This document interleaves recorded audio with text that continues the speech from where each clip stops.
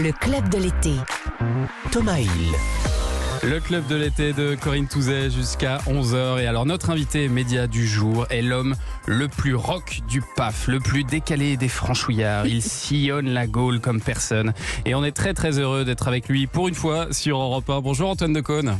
Bonjour Thomas. Bienvenue dans le club de l'été. Alors pendant l'été, on part chaque soir sur Canal+ à la découverte de votre Gaule, Antoine, et c'est un plaisir non dissimulable.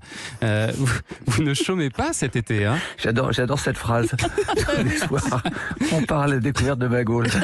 Écoutez, ça exige une certaine énergie, je vous le casse pas. Bon matin. Tous les soirs.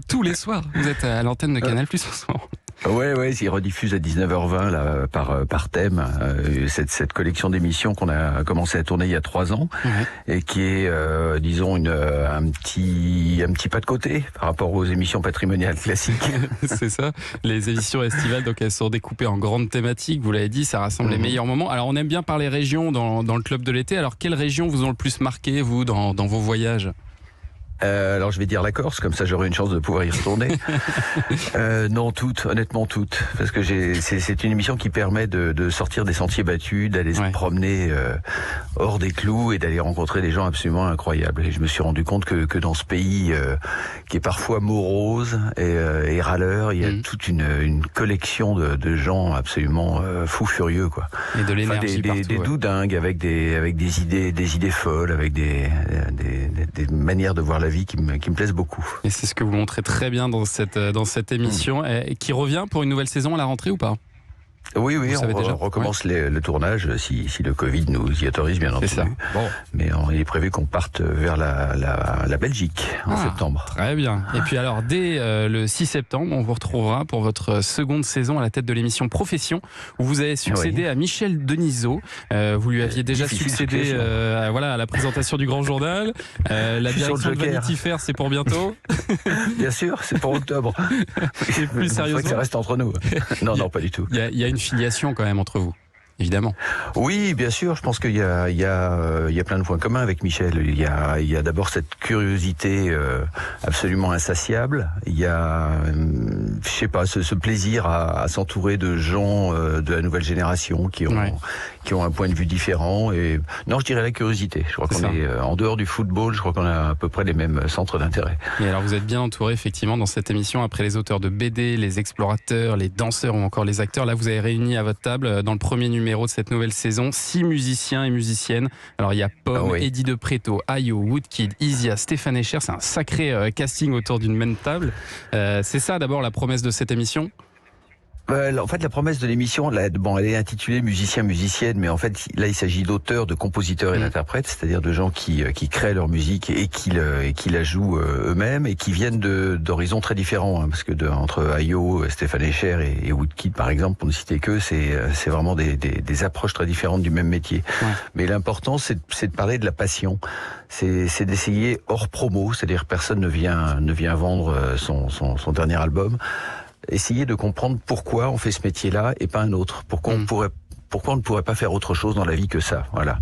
Alors, avec les musiciens, ils se posent plein d'autres questions en ce moment, évidemment, avec les difficultés d'accès à la scène, toute la période sombre qu'on finit, je l'espère, de traverser.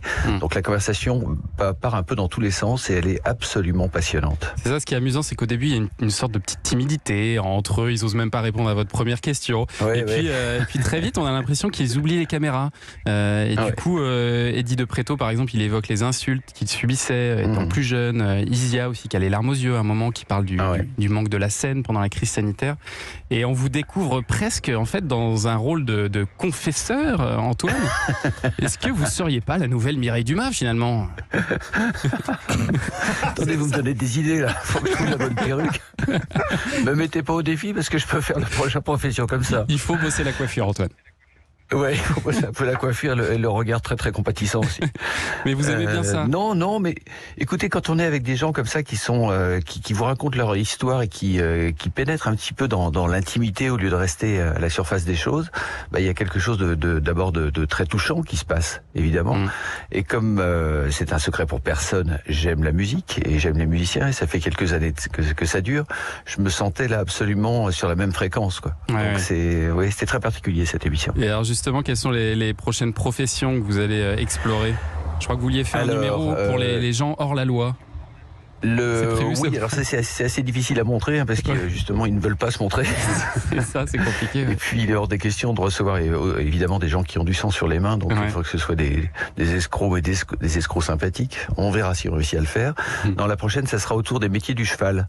On réunit des gens qui font à la fois des concours, du dressage, des jockeys, des cascadeurs, et c'est là encore c'est une émission complètement dingue. Je vous conseille vivement. Enfin, je vous en reparlerai en temps utile si ça vous intéresse. Quand une spéciale avec vos collègues présentateurs, animateurs, parce que là aussi il y aurait de quoi dire, je pense. Oui, pourquoi pas. pourquoi pas, mais à partir du moment où on arrive à parler autre chose que de métier, quoi. C'est ça. Alors, parce que vous avez plusieurs casquettes aussi. Vous êtes présentateur, mais aussi acteur, réalisateur. Vous iriez autour de quelle table si on vous proposait un de ces rôles dans lequel vous vous sentez le plus à l'aise? Moi je vais partout où on m'invite. Je vais partout où on m'invite pour autant que j'ai l'impression d'avoir quelque chose à raconter, mais non, j'arrive pas à compartimenter les choses comme ça. Je peux faire de la télévision, je peux faire du cinéma, je peux écrire, mais disons que le point commun à tout ça, on va dire que c'est l'écriture. C'est ça. Voilà, tout repose sur la parole et le verbe. Et donc, alors justement, Antoine, une émission où on parle. Antoine Decaune dans le fauteuil du réalisateur. Vous avez déjà réalisé 5 films. Est-ce que vous envisagez d'en faire un 6e? Oui, mais c'est d'ici 2 ans, pas avant. Dans 2 ans. Et on peut avoir le projet. Certainement pas. C'est un secret. Secret absolu. Plutôt une comédie, c'est pas la suite j'imagine. de Kaamelott, je vous rassure. Oui, parce que alors vous êtes dans le premier volet ciné de Kaamelott d'Alexandre Astier où vous jouez une nouvelle fois le Seigneur Dagonet. Ça, j'imagine que ça a dû être une corvée à tourner là. Ça. Évidemment, ils ont été obligés d'abord d'aligner une proposition que je ne pouvais pas refuser. Financière. Évidemment. Travailler avec Alexandre Astier, c'est déjà pénible en soi. C'est un garçon qui est très très pointilleux, très exigeant, très caractériel aussi. Personne ne le sait ça. Donc ça a été 5 jours de grande souffrance. 5 jours de grande souffrance. Tout ça pour ça, j'ai envie de dire. Pour ça. Et en tout cas, un beau succès au cinéma. Allez voir un Kaamelott. Vous faites beaucoup de choses, Antoine. Faudrait que vous nous disiez quand même à quelle fontaine de jouvence vous vous abreuvez parce que votre forme est insolente. Je vais vous le dire, ça tient en un mot, c'est l'enthousiasme. C'est ça. L'enthousiasme et la curiosité de choses qui sont restées intactes. Je ne sais par quel miracle, mais écoutez, tant que ça dure, je me laisse porter par le bon vent. Gardez longtemps cet enthousiasme. Merci Antoine Decaune d'avoir été avec nous ce matin. Je rappelle que le premier numéro de la nouvelle saison de Profession consacrée aux musiciens et musiciennes est à voir et à entendre le 6 septembre à 22h45 sur Canal+. Merci Antoine, à bientôt.